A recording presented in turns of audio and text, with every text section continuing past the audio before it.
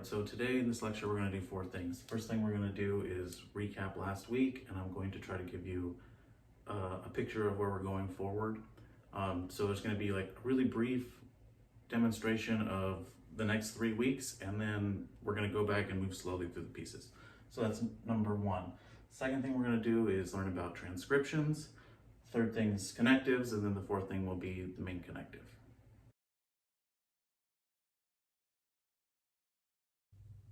Okay, so recall last week that we talked about arguments, premises, conclusions, deductive arguments, inductive arguments, and we wound up with this problem of validity. Namely, how do we know when an argument is valid and when it's invalid?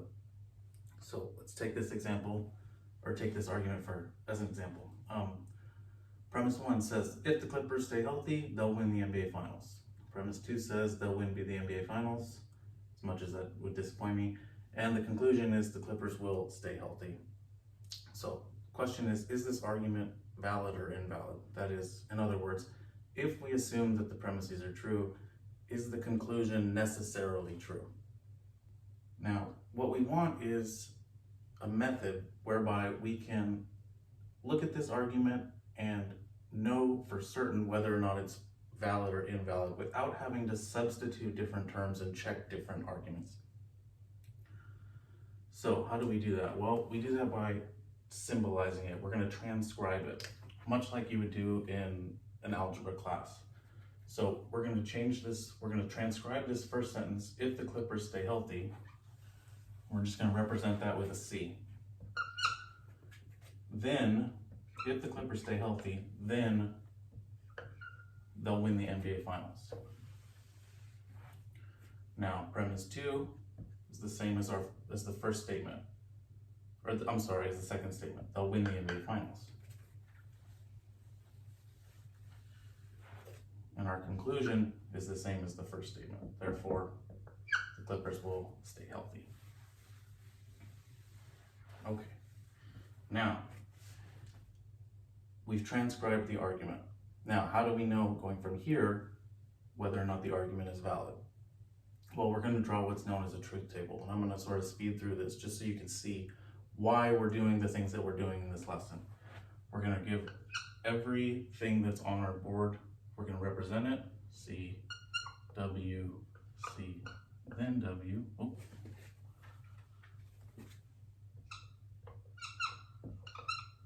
And we're going to make a table.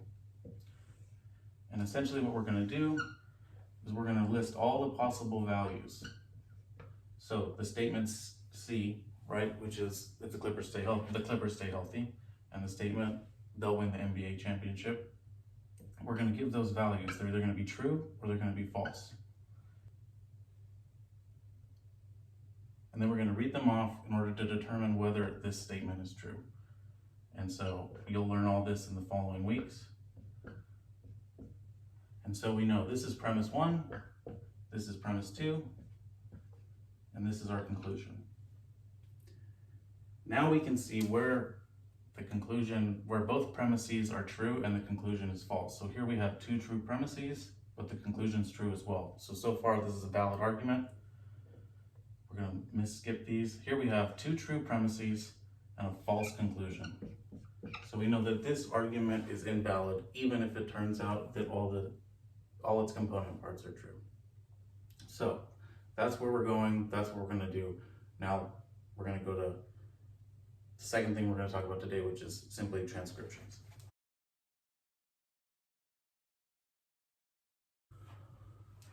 Okay, so now that you've seen what we're going to be doing, we're going to start off slowly and look at how we go about constructing truth tables piece by piece. So the first thing we're going to do is learn about transcriptions.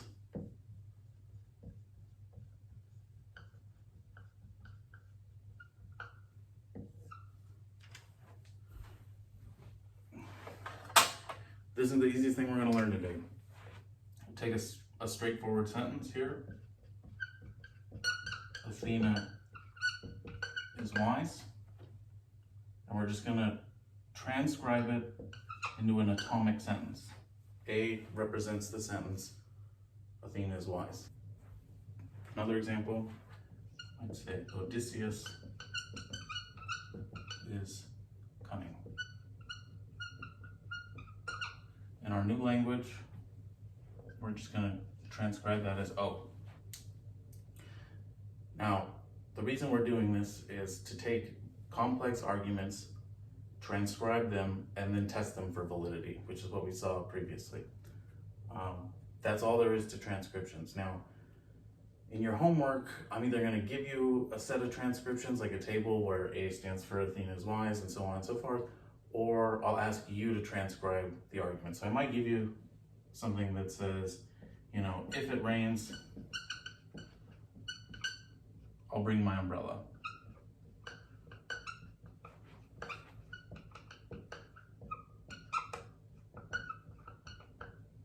And then I'll ask you to transcribe that. And so you'll say, well, okay, if it rains, then I'll bring my umbrella. And going forward, that'll be extremely helpful when it comes to taking an argument in sentence form and transcribing it and then creating a truth table.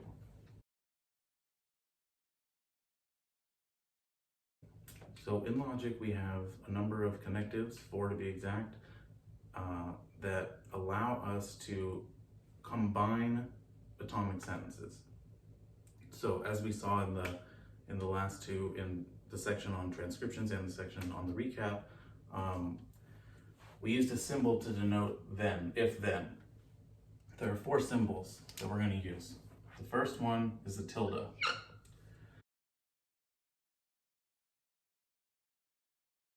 So my favorite symbol, it means not, right? So we'll take a simple sentence. Again, I'll stick with the one we used last time. Athena is wise.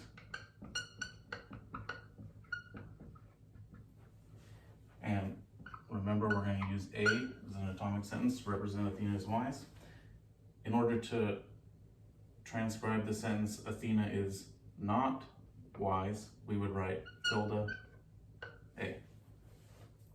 That's all there is to the tilde. Now, as sentences become more and more complex, we can negate larger groups, compound sentences in entirety. So you might have a sentence that says A, if A, then B. And then we can say, it is not the case that if A, then B. Now that's going to seem confusing now, but I promise it'll get simpler as we go along. So that is tilde. The tilde represents not. That's the simplest one. We're going to use an ampersand to denote and. So, for example, in the sentence, Athena is wise and Odysseus is cunning, we would transcribe that this way.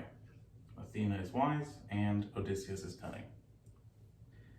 Now we can also bring the tilde in, right? We can say Athena is not wise and Odysseus is not cunning. Or we could say it is not the case that Athena is wise and Odysseus is cunning.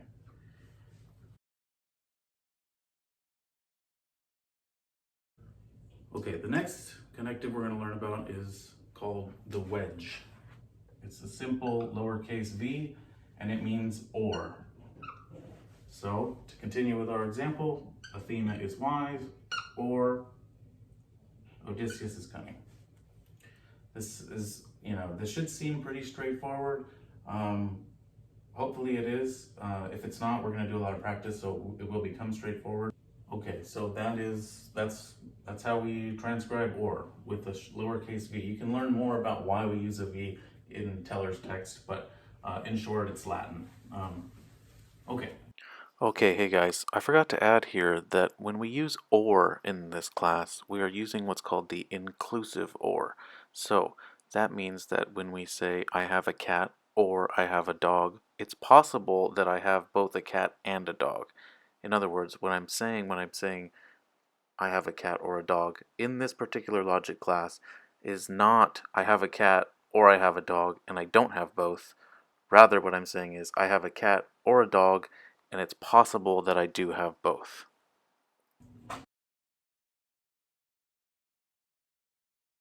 All right, the last connective we're going to learn about is called the conditional. That's the one we use an arrow for. The conditional denotes a couple things. Most commonly, it's if, then, right? So if it's raining, then I'll bring my umbrella. If it snows, then I'll cancel class. Not really, but for an example. If the Clippers stay healthy, then they'll win the championship. It's basically as simple as that. Now, what I see often in these classes is we'll have a tendency to put this in the wrong place, right? So the sentence, let me just get rid of this. The sentence, if it rains, then I'll bring my umbrella. You do not put this arrow at the front of the sentence. It goes only in between, right? If it rains, then I'll grab my umbrella. I think there's a tendency to put it up front because of the term if, but really what's being said is raining means this other thing happens. If this thing happens, then this thing happens, okay? Now there's one other phrase that we'll use the conditional for, and that's when we write only if. So, for example, suppose I say, I'll cancel class only if it snows.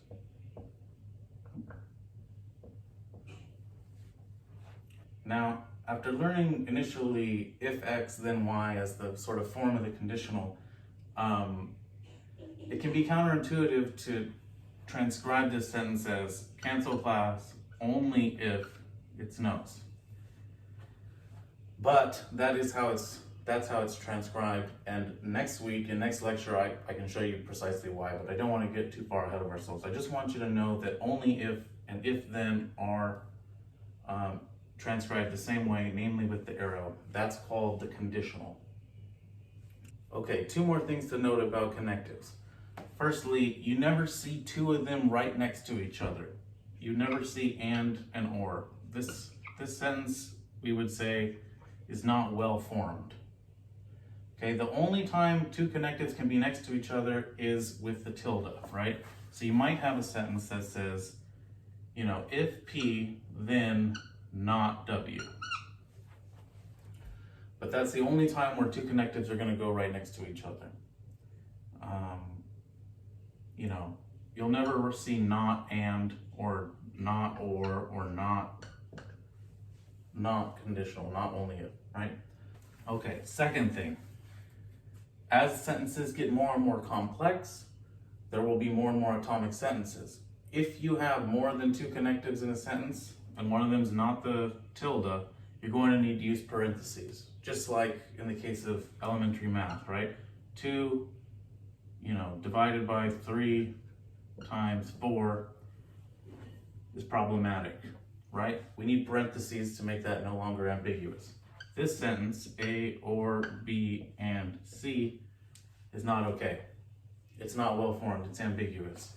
And here's one example why. All right, take this sentence, right?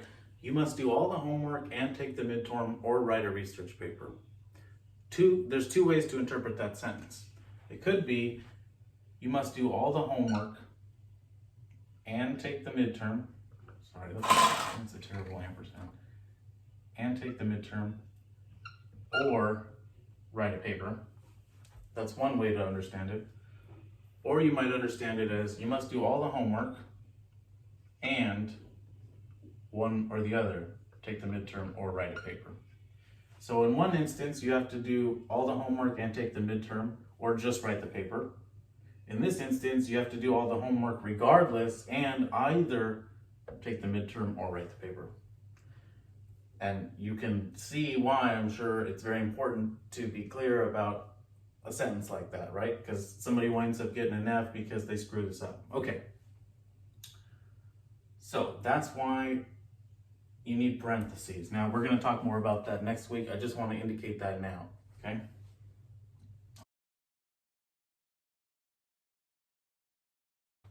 Okay, so to recap, there were 4 connectives we just learned. I forgot to tell you the names of every one of them, so I just want to go through this one more time. The not, the tilde is used to represent not, and we call that negation. Okay? The ampersand is used to denote and or but, and we call a sentence with an ampersand in it a conjunction.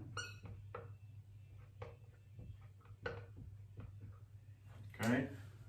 The wedge is used to denote or, and we call a sentence with a wedge in it a disjunction.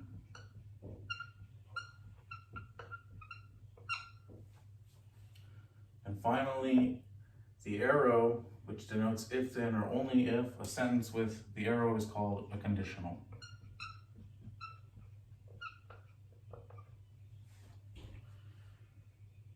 Okay, one last piece of vocabulary. The parts of a sentence that are on opposite sides of an ampersand are going to be called conjuncts. So in the sentence A and B are called conjuncts.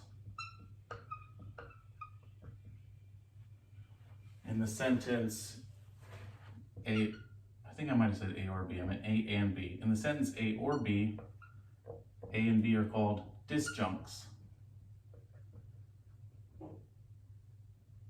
Okay, and then finally in the sentence if A then B, well, these two get different names. The A is called the antecedent. For those of you who are familiar with any Latin or speak any Spanish, the word ante means before. Spanish antes. If you play any poker, you know that the ante comes before the hand, etc. So that's one way to remember. The second part of the conditional is called the consequent.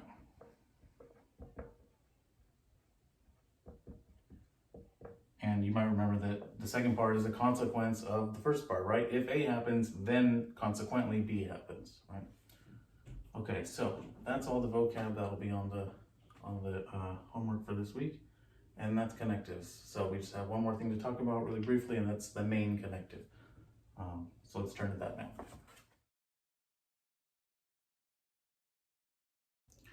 Teller defines on page 15 the main connective as the connective which is used last in building up the sentence from its components. That's not a bad definition, but I feel like there's a better definition. So, because I can build these however I want, and so whatever the last connective I put isn't necessarily the main connective. So I would define the main connective as the connective that ranges over the entire compound sentence, right? So let's take this first example, A and B, right? It's pretty straightforward, there's only one connective, so the ampersand is the main connective, okay? Now, in this second example, what's the main connective here? I'll let you think about it for a second. Go ahead and pause the video if you want to try to figure it out before I talk about it, but I'm just gonna go on. Here, the tilde is the main connective because the tilde ranges over the entire compound sentence. In any compound sentence, there's going to be one thing that holds the entire compound sentence together, right? So you can think about this example and the final example are kind of tricky because it doesn't seem like the negation affects the B, but it does. It affects the entire thing. You can think about this just like you would think about an algebraic expression, right? So 8 times 3, sorry, we wouldn't use the tilde, right? 8 times 3, right? When you use the distributive property, you're going to distribute this negative sign to both of these numbers, right? We've all learned that in algebra. And it's sort of similar here. The tilde is what is ranging over the entire compound sentence, okay? Now, in the next sentence, the next compound sentence, what's the main connective here? Again, you go ahead and pause it if you want to take a guess before. Well, what is bringing this whole thing together? What is uniting the entire thing? Well, it's the or, right? The whole sentence, without the or,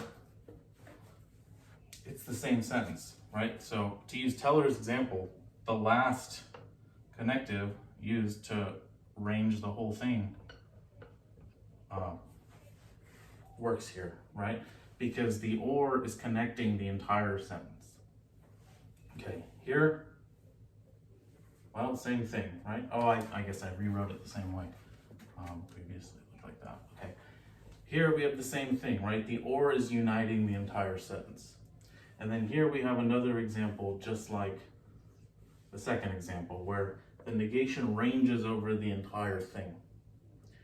So I've given you probably like 10 practice problems in the homework to think about the main connective. You know, we're not going to deal with arguments that get this complex in this first unit, but it's still good to know, because when you go to build truth tables, you're going to have an argument, right? Something like A and B or C, not A and B, therefore C. And you're going to have to put every component part onto the truth table. In order to do that, you're going to have to know which connective is the main connective. So that's why we're doing this. And as I mentioned at the outset, that'll become clearer as we go. So thank you guys so much for watching. Sorry if this is, well, it's pretty awful to lecture to a bedroom. So I feel your pain if you're hating this, but hopefully it wasn't insufferable. And I'll see you guys this week. Please, also, please bring questions. You should be writing down anything that I've said that's confusing, bringing it to class, and asking me to make it more clear during our weekly meetings. Okay, see you guys this week.